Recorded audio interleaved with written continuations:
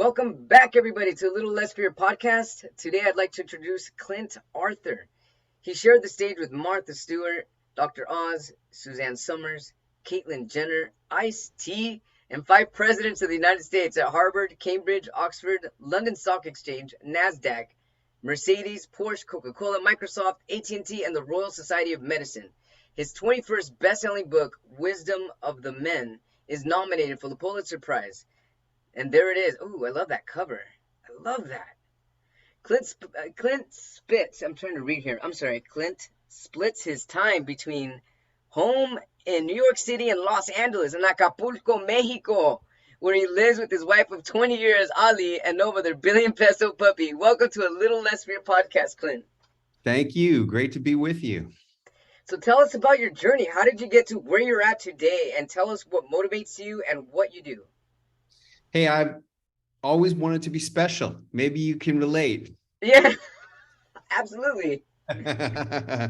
See, when I was growing up as a little kid, my parents were constantly arguing and fighting and screaming and hating each other. And I thought it was my fault. And I was kind of right, which you'll see in just a few minutes. Wow. I came up with this idea that if I could become special, that maybe they would stop fighting. If I could become special enough, maybe they would stop fighting. So I found this thing called the Wharton Business School, and it was the #1 best business school in the whole world. And I figured if I could graduate from there, maybe that could help me to become special enough. So I graduate from Wharton Business School. Man, I poured everything in my whole life. You probably get this. Like, my whole life was freaking 100%, 150% focused on getting into the Wharton Business School for all of high school. That's all I was interested in, really. And that made me a very broad-based person with all kinds of extracurricular activities and excellence in academia and athletics and performing in plays, because you have to be an all-around person in order to get into these kinds of schools. And I graduate with a 4.0 in entrepreneurship, and I go home to get the congratulations. And what happens? They get into the biggest argument of all time. My dad storms out of the house and slams the door, bam! And I turn to my mom and I go, you know, Mom, the way he resents you all these years, have you been cheating on Dad? Ooh. And I'm sitting there in silence as that settles in. And I'm thinking to myself, holy cow, where did that question even come from? I never even thought that question before. Yeah. And then I'm thinking, wow, how did I get to be such a rude person to ask my own mother a question like that? And then I'm thinking, how come she ain't answering the question? That's right. And she goes, he's not your real father. Your real father was a doctor at the fertility clinic we went to for 6 years trying to have you, and you look just like that guy. Wow. Whoa. Wow. So now I didn't know who I was anymore. And I sure as heck didn't know what I wanted to be when I grew up anymore. So the next business day comes along. I get on the phone and I call up the investment bank on the 87th floor of #1 World Trade Center. And I say, Mr. Vice President of the investment bank, thank you very much for offering me a job to fulfill the dream of every Wharton Business School graduate in my era to become an investment banker. But I've decided I don't want to be an investment banker anymore. And what did I do? Naturally, I ran out to Hollywood and I started writing screenplays and going on auditions and trying to figure out who I was. And the crazy thing is that most people go to Hollywood to lose themselves, but I actually went there to find myself. And for 13 years, I pursued that dream, and I wrote 30 feature film screenplays. I wrote 10 books, and I became a very special person. I became the Wharton Business School taxi driver. That's right. That's amazing. So, you know, that took me through all the way to December 31st, 1999. I don't know if you were alive then. Yes, I'm going to be 43. I know I look very young, but I'm in my 40s. Okay, well, maybe you remember what you were doing that night on New Year's Eve of December 31st, 1999. Maybe you were I remember I was listening to Prince because I was going to party like it's 1999. Yeah, there you go. Well, maybe you got some Y2K cash out of an ATM, or probably. I was driving yellow cab number 6087 that night. And in the back of my cab were these two guys who were MBA interns at Goldman Sachs. And I'm listening in on their conversation. Hey, man, did you hear about Mr. Carrera? They made him the last partner right before the Goldman IPO, and he cashed out $1 gazillion. And I'm like, are you talking about Chris Carrera? How do you know Mr. Carrera? Chris Carrera was a pledge in my fraternity. When I was the pledge master, I used to make those little punks dance around the living room of the house with their tidy whities for their heads. And now he just cashed out $1 gazillion. And I go back to my little boat in Marina Del Rey at 6 o'clock in the morning when New Year's over. And I'm like, $513 driving a cab for New Year's Millennium. I should have been partying with Chris Carrera. Special. And that's when I swore that I would never write again. Wow. I took all my 30 screenplays, I put them in a trash dumpster, poof, set them on fire. It's not worth it. Why do it? Why do it? Not worth it to throw my life away. I should have been somebody special. Like my fraternity brothers who are all becoming millionaires, some of them billionaires with a B. Yeah. And I just focused on trying to salvage my life out of this ditch that I had dug.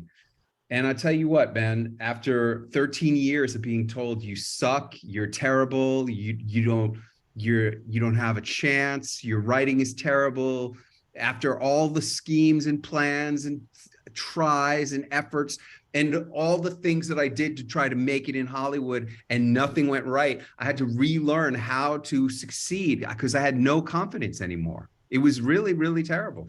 And I knew that it was going to take changing me. Yes, absolutely. Right. So what did I do? I started doing self-help seminars. I walked on fire with Tony Robbins. I did Toltec wisdom studies with Don Miguel Ruiz himself, author of the Four Agreements. That's awesome. I did men's power circles and ceremonies. I did everything you could do. And sure enough, as I changed on the inside, my outer circumstances in my life began to change. And I was able to get out of taxi driving and I got into selling gourmet food. And once I started making money, I met a beautiful person who believed in me as much as I believed in myself or even more. And, you know, we started to build a life together and she recommended real estate. I said, I don't know anything about real estate, but I could learn. So I bought Carlton Sheets, which was a real estate infomercial. I bought those tapes. I bought Rich Dad, Poor Dad. Then I bought A Fixer Upper. And throughout the 2000s, I was making money as a gourmet food sales entrepreneur and as a owner builder, buying properties and building houses in Los Angeles. And I got quite fat and happy. By 2008, I was 236 pounds, obese. Wow. And my marriage was on the rocks and my company was in trouble. And I went to a men's self-help campfire. And what does that look like? It looks like 18 naked guys dancing around a campfire, and I'm one of them. And that's the night that I changed everything in my life. I saw the shaman on the other side of the crackling yellow and orange campfire flames. You don't know it yet, but you're already dead. What are you talking about, man? I'm the most successful freaking guy on this team. 8 years ago, I was driving a cab. Now I'm a millionaire. I was living on a little boat. Now I live in a mansion. You're already dead. And I didn't know what that guy was talking about. What is he saying? But I would wake up out of the sound sleep in the middle of the night for months and months. I'm already dead. What does he mean? And it came to be New Year's Day of 2009. I woke up and asked myself a question inspired by the shaman. I don't know what it really means to be already dead, but what if this is going to be the last year of my life? What if I was going to die at the end of this year? What would I want to accomplish if this was going to be my last 52 weeks on the planet? And that, my friend, is why I'm on this show. Excellent question. Because that question broke me through all the fear. Got to write that down. All the fear and doubt and procrastination. You know, when you only got a year left to live, when you're facing a ticking clock and you don't know how much time you really got, you have a different kind of power and energy. And that was the question that changed everything for me because of that shaman. And I was amazed that the first thing I wrote down on my list of things to accomplish in my last year of my life was I need to write my book about what I learned at the Wharton Business School that helped me to become successful as a businessman once I stopped trying to be a writer and a movie star. And that book was called What They Teach You at the Wharton Business School. And I self-published it on Amazon.com, and I waited for the sales to roll in. And the first year, all 8 of those sales rolled in. Yeah. And I was smart enough to seek out a mentor. His name was Jack Canfield. And he published a little book called Chicken Soup for the Soul. I said, Jack, how do you sell 500 million? Yeah, I have that book, actually. Yeah. And he goes, you got to become somebody kind of famous. You got to go on TV news and talk shows. You got to go on radio. There was no podcast yet in those days, or I'm sure he would have said that. You got to become something of a celebrity. And so I hired a publicist and paid a lot of money for my first 4 TV appearances. I showed it to my wife and I said, what do you think, honey? She said, I think you suck. And I said, yeah, I think you're right. I'm going to need a lot more practice if I'm ever going to reach my real goal, which is to be on the Today Show and promote my message on the Today Show. And she said, well, instead of paying this lady all this money, why don't you book yourself on TV? And I didn't know how to do that, but I'm a very stubborn person. You know, you might have guessed that by me following the Hollywood dream for 13 years. You ever hear anybody who's done that? I haven't. 10 years. Yeah, you're supposed to make it in 10 years. I thought I was going to make it in 10 years, but 10 years came and went, and then 11, and then 12, and then there I was. And I started waking up at 2:30 in the morning, cold calling TV stations around the country, trying to figure out how do you book yourself on TV. And it took me 9.5 weeks to get my first invitation to go on a TV show. It was on ABC WLOX in Biloxi, Mississippi. And Wow. I tell you, man, it's like one of the smallest TV stations in America, in one of the smallest cities in America, but it was like catching a fish. Very exciting. And that year, the first year I started doing it, I booked myself on 7 shows. My second year, I booked 20 more shows. Jeez. And my 32nd TV appearance was on NBC New York. And my 57th television appearance, I was on the Today Show. And they called me. They invited me on the Today Show. And Brooke Shields and Willie Geist interviewed me on that show. And they go, you know, Clint, you ask yourself a great question every year. What's that question? I said, ask yourself, if this was going to be the last year of your life, what would you want to accomplish? Because that has been the superpower that has broken me through all the fear, doubt, and procrastination. And all because of that shaman breaking that question in for you. Yeah, man, that's, you know, I teach a lot of people these days, how do you book yourself on TV? How do you become a celebrity? Because I've done what every author needs to do, really. You may not want to be a celebrity, but don't worry, you're not going to be Kim Kardashian or Kanye or anybody like George Clooney. You're only going to have a modicum of success. Like, you think Tony Robbins is famous? Do you? Yeah. Totally. You do, right? Yeah, absolutely. Absolutely. Well, I'm here to tell you, my brother, that Tony Robbins is nobody. And as much as I love him, I have no disrespect. All I'm saying is that for you and me, Tony Robbins is very famous. But to the general public, Tony Robbins is 100% nobody. I'll start this again. I showed you this picture. You recognize him? No. You thought you knew who he was, right? You have no idea. No, I actually don't. I thought he was an actor. He's not an actor. No. No. Okay. Okay. Okay, we'll go to more. Do you know? No. Do you know who he is? Do you know who Tony Robbins is? No. How about you? You know who he is? Nobody. Now, you may be thinking, well, that's just the wrong demographic. And that's true. It is the wrong demographic. But, you know, let's not stereotype. You know what? I never even saw it that way. It really depends on who you ask. And it's so interesting because, yeah, if I think of Tony Robbins, I do think he's a celebrity. And I do think, I mean, I know he's this big man and he's got an incredible stage presence and he's aligned with his highest self. But not everyone's going to know who he is. I never even thought that at all. For some reason, I thought everyone knew who he was. That's what you think, because he is what I call a celebrity entrepreneur. He is, but look, What do you think of Tony Robbins? You know who he is? Who the fuck's that guy? No, really. Do you know who he is? You don't know who he is?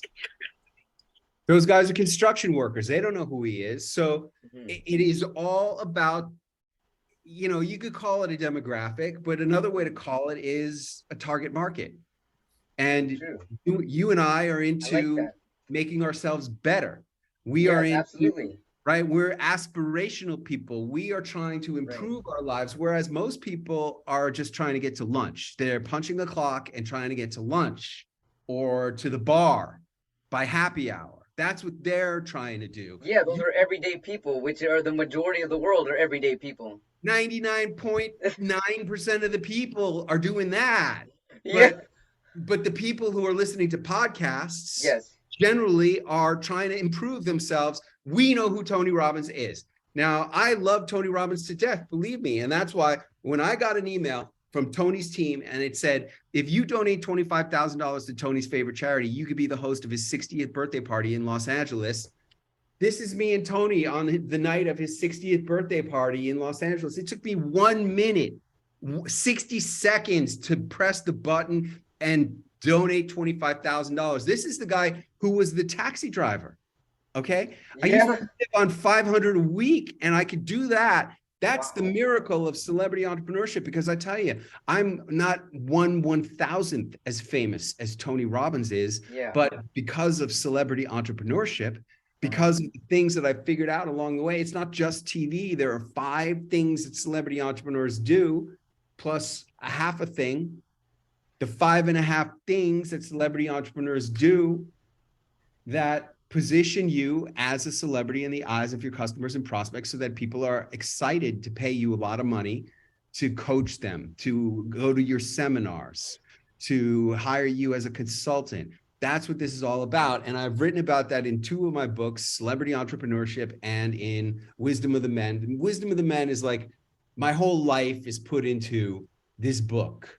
And, you know, I was originally going to write about all the smartest things that I learned from all the men in my life. And I made a list. This is how I write books. That.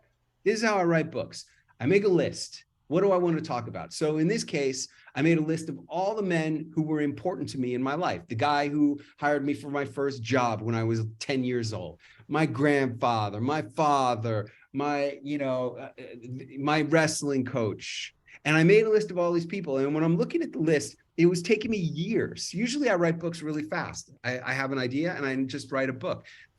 This book, I came up with the idea in 2014, and I did not write the book until 2021. And I'm looking at this list round about 2019, and I realized if I only wrote about Dr. Oz and Mick Jagger and Mike Tyson and George H.W. Bush and Jimmy Carter and Patch Adams and Joel Osteen and John Travolta and Robert Downey Jr. and Simon Cowell and Snoop Dogg, and the names go on and on and on this list. If I only wrote about those people, I could have a whole 400-page book. And you know what? I was right, because this one is like 320 something, 326. It's 91,000 words full of me and stories about how I met these famous people. And, you know, here's me and Iron Mike, the champ, right? That's amazing. Okay. And every one of these stories has a photo of me with the famous person or some other thing proving to you that it's all real. And, you know, that's really the amazing thing, because I was never going to write again. And if it wasn't for living as if it was going to be the last year of my life, where I was no longer afraid, I just needed to do what I needed to do. I needed to write my book. And that started me on the whole thing, where that book became my first of now 21 best-selling books. And this one was nominated for the Pulitzer Prize. So you said if you needed to do this now when you were no longer afraid, what were you afraid of? Well, you become afraid of failing. You become afraid of looking stupid, not just to other people, but to your own self, because you've already looked like an idiot over and over and over. Okay. You become afraid of losing money. You become afraid of not making money. You become afraid of having your seminar be a failure. Like I remember, like the whole thing that got me into doing TV was that I was going to do a seminar about the last year of your life. Yeah. And I was going to do it in Las Vegas, and I was going to charge $400 a person to come. And I was doing my research, and it turned out Tony Robbins was doing a seminar the same exact weekend in Los Angeles, and he was charging $600. And I was thinking, why would anyone come to mine when they could go to his for $600? I'm nobody, and he's somebody. He's Tony Robbins. This is why I started doing TV. I had to build celebrity for my personal brand so that I could compete with Tony Robbins. And it's so funny. My mom, bless her heart, she goes, "You're going to be the next Tony Rogers." And, you know, look, like I said, I'm 1/1000th of what Tony Robbins is, but I'll tell you what, now I live in a mansion and I travel the world and do whatever I want to do. I'm going to spend a month in Italy and Spain, going to operas over Christmas and New Year's into January. And That sounds my wife, amazing. it is, and I'm so grateful to be able to do this and to have this life. And it's all because of these decisions to invest in becoming a celebrity in the eyes of customers and prospects. And I'm telling you, it's not all glamour work. You know, I got all kinds of video training inside the members areas of my TV training program, of me on this on Fox Las Vegas, and me on TV in San Diego, and me on TV in Dallas. And every one of those videos starts with me opening the curtain of my hotel room, and it's dark outside. Yeah. See? Oh, that's right. Because So are you about to tell, because I was about to ask you, you had mentioned earlier about celebrity entrepreneurs, are the top 5 things, and then you kind of went into something else. Is this one of the top 5 things, to wake up before the sun rises? No, it's to go on TV. Okay. And when you're going on TV, you think it's all glamour because it's showbiz, but Right. it starts out with you in a hotel room by yourself at 5 o'clock in the morning, getting up so you can start warming up and rehearsing and take a shower and shave and do your vocal exercises so that when you get on TV, you're going to be great. See, I did today my 120th television appearance. That's amazing. Yeah, it is amazing. But that's what it takes. And when am I going to stop going on TV? Never, because I'll stop going on TV when I'm dead. Maybe not even then, because there's plenty of people like Elvis Presley. You know, I've done TV appearances with George Clooney, with Elvis Presley, with Martha Stewart, and they don't even know that I'm doing it. I'm using them. And this is another thing that I teach in my seminars, is how to get celebrities in your marketing for free. How do you do that? Yeah, well, you know, you go on TV and you play video, what's called B-roll. Like, you know, there'll be a little box, or they'll cut away to a different image, and they'll be playing a video of Elvis Presley as I'm talking about Elvis Presley. Or they'll start the segment with George Clooney in the movie Up in the Air, because I did a segment that was called, "If This Was Going to Be the Last Year of Your Life, What Would Be in Your Backpack?" So they started out that segment by putting George Clooney's clip when he's the motivational speaker talking about the backpack, right? Wow. You ever see that movie? No, I haven't. Yeah, watch that movie, Up in the Air. You'll understand what I'm talking about. Up in the Air, huh? Yeah. I have not watched them. I'm writing it down right now. Yeah. He's Tell a us more motivational about Clint, tell us more about Wisdom of the Men. When you first started writing it, did you know already what you wanted the entire book to be about? Or did you kind of go with the flow and start including the stories that you wrote and the things that you were learning from the people you had met? I mean, how did your book, the actual book, come to the finish line? How did it come into fruition? Okay, I was intimidated by this book because when I told you, when I was in high school, all I wanted to do was go to the Wharton Business School. I went to this amazing high school in New York City. And one of the most amazing things in my life is that my high school creative writing teacher for 2 years was this guy from Brooklyn who used to show up in corduroy pants and a rumpled shirt and a rumpled jacket, complaining that his razors were dull and he couldn't shave. And he turned out to be named Frank McCourt, and he wrote a book called Angela's Ashes, and it won the Pulitzer Prize and became a big movie and made him rich and famous around the world. No joke. I mean, I went and visited my dad when my dad was like 77 years old. I said, Dad, did you hear about my writing teacher, my creative writing teacher from high school? And he goes, you mean the Irish guy? He even knew who he was because he had seen him on TV. And all my dad was interested in was the stock market. So for my creative writing teacher from high school to penetrate the consciousness of this 78-year-old guy who was retired watching TV all day, it's an amazing feat. But he inspired me to want to become a writer. And what did he say? He said, what are you going to write? You have to write what you know. And what do you really know except for your own life?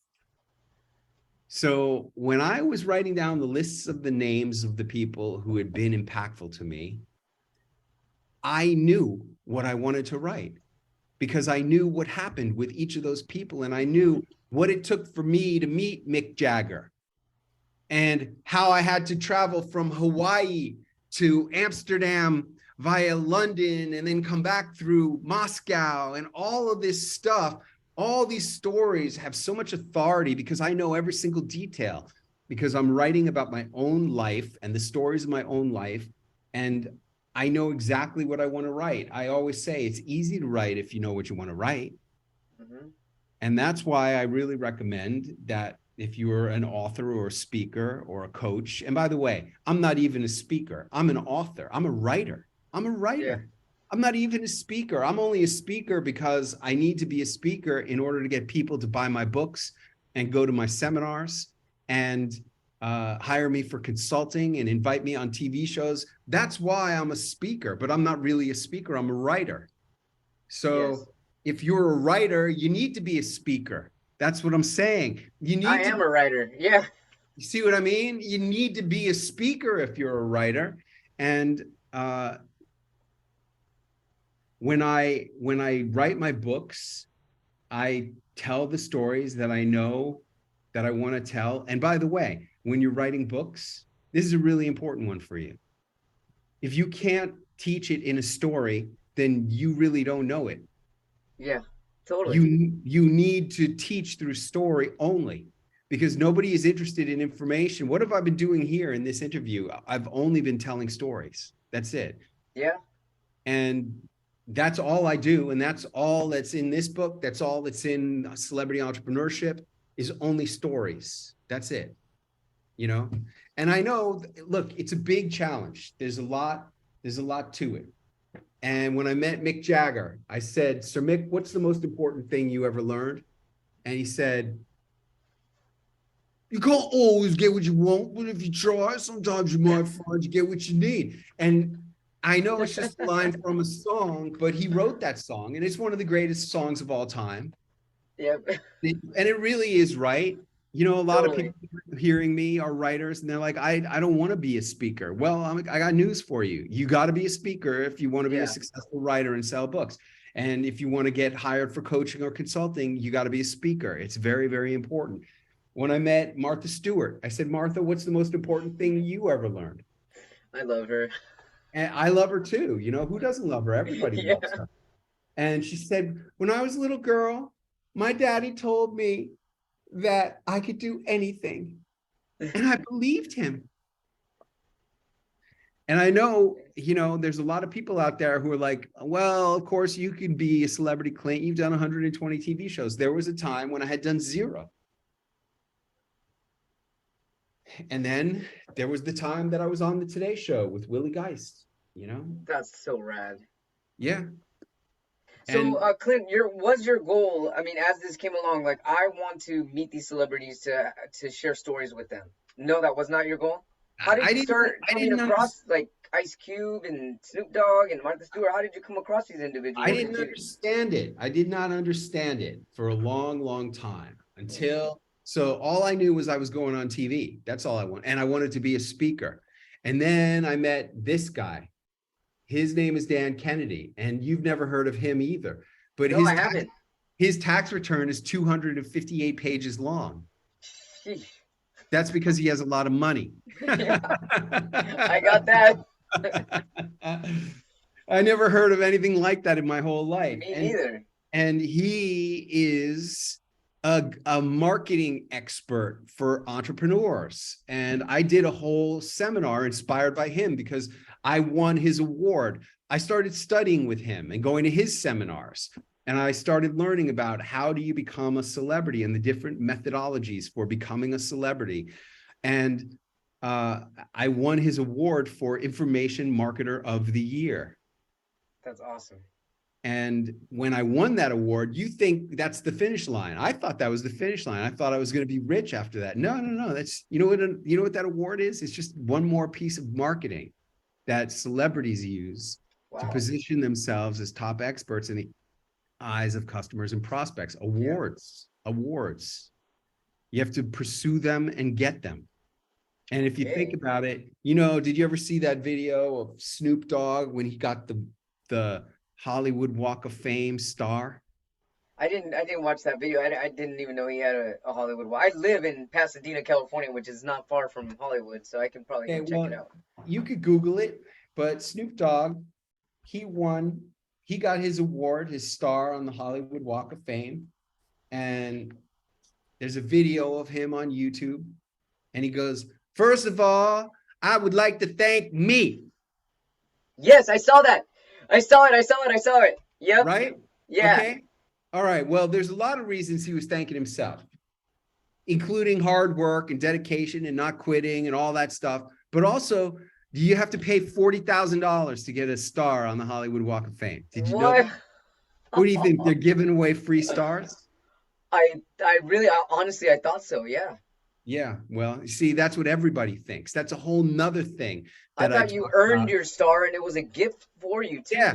You earn it, but it ain't a gift. You still got to pay for it. Okay. And that's another thing that I talk about in this book called The Golden Balloon. This is like people see your accomplishments and they always think more of it. Now that you have to pay $40,000, you think differently about that star, don't you? And think about it. They wanted to take away Donald Trump's star from the Hollywood Walk of Fame, but they couldn't do it. You know why? Because he paid for it. Yeah.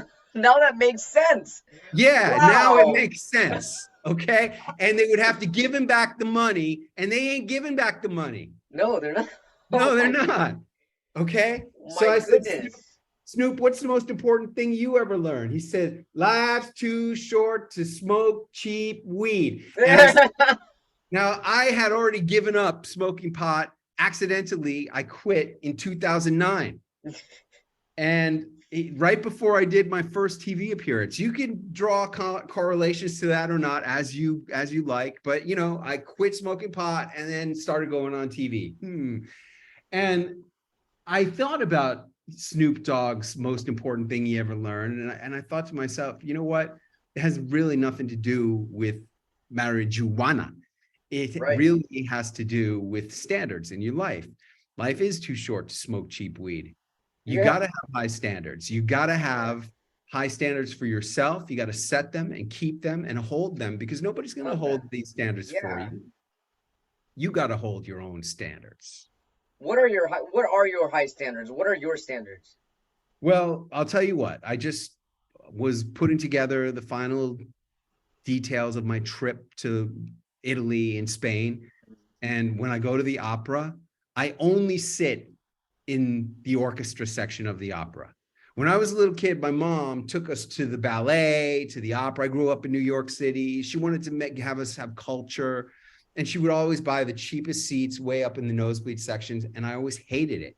Yeah. And I tell you what, I went to an opera I had nothing to do one day when I was like 48, 49 years old. I was in New York City and I went to an opera and I bought a ticket in the orchestra. And you know what? It's way better.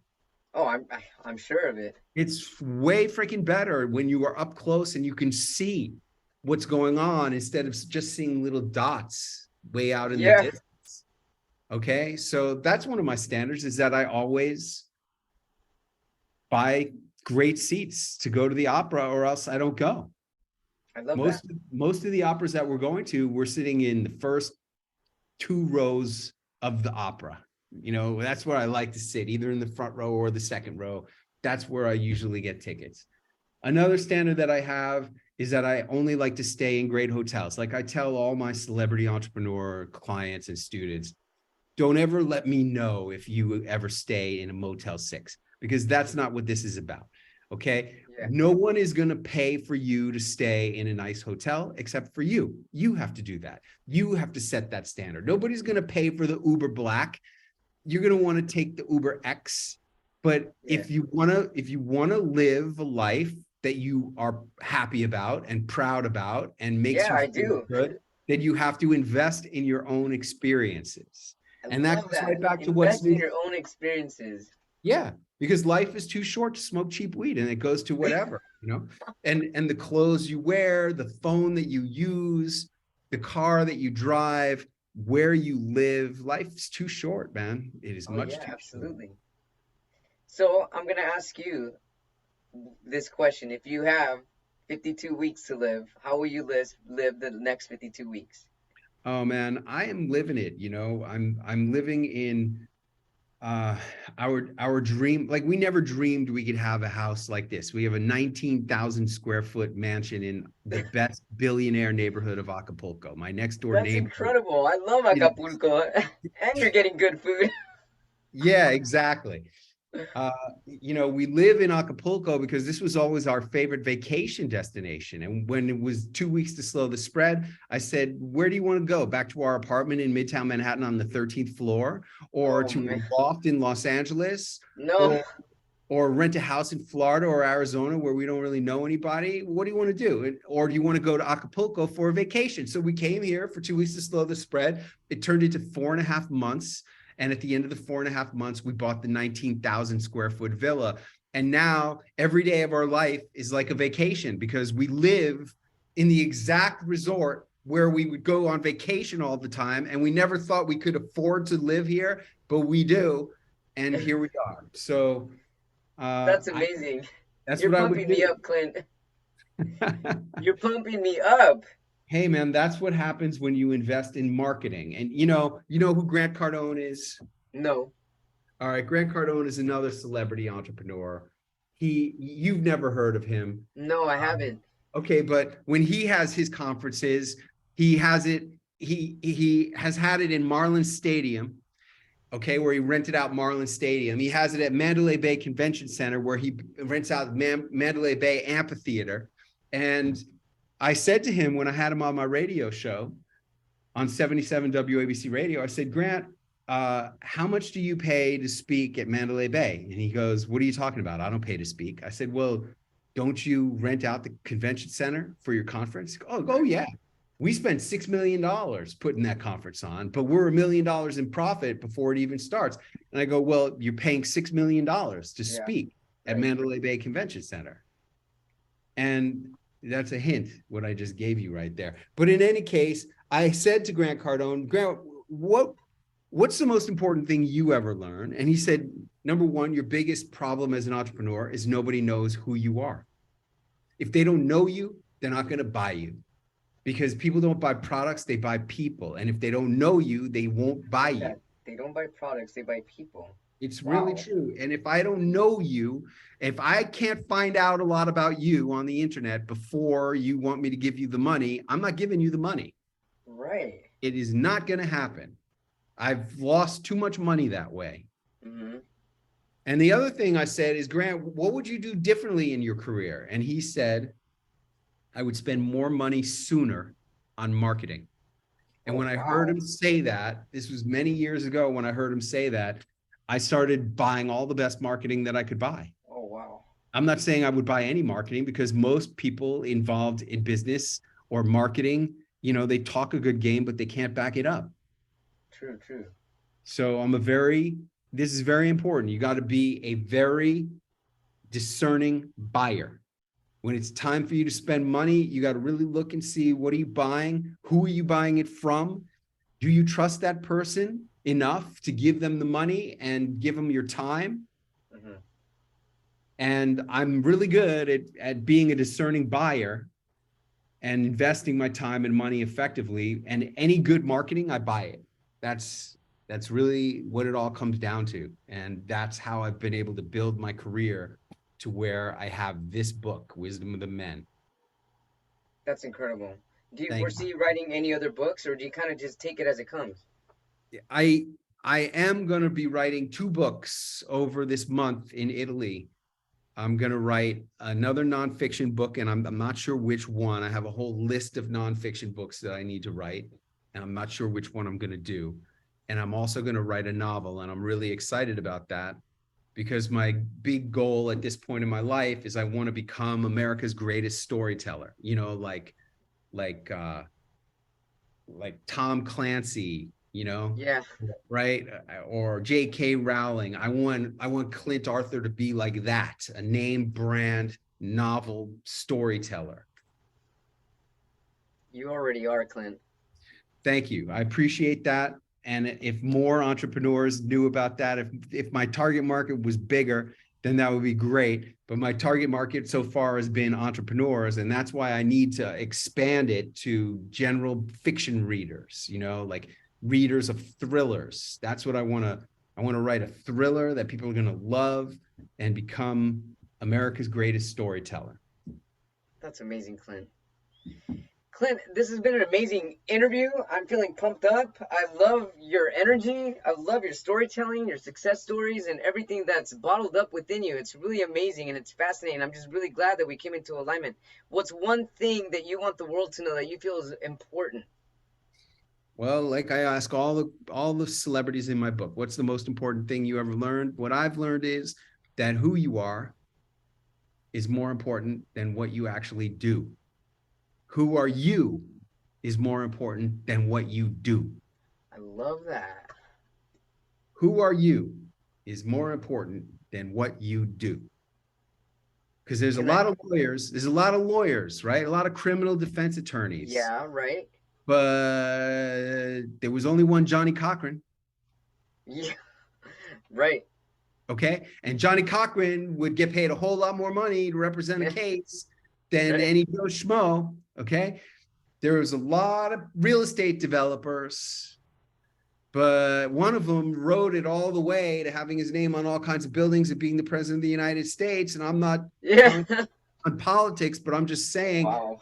I'm just, that's the Yeah. power of who are you. And it's the same buildings, it's like, you really think there's a qualitative difference between one building on one side of the street and another one on the other side of the street? One of them has a name on it. Yeah, And that's it. that's for sure. So how can our viewers, our watchers, our listeners find you and your incredible book? Hey, go to clint.com with 3 T's, Clint with 3T's.com. Why 3 T's, Clint? Because one of my clients was the inventor of the science of nameology. What does your name mean? And she said to me one day, wow, Clint, I really wish you could add an extra T to the end of your name because the T's always end up on top. And I couldn't get Clint with 2T's.com, but I did get Clint with 3T's.com. And it seems to be working out pretty good. You can see my books there. You can see my seminars there.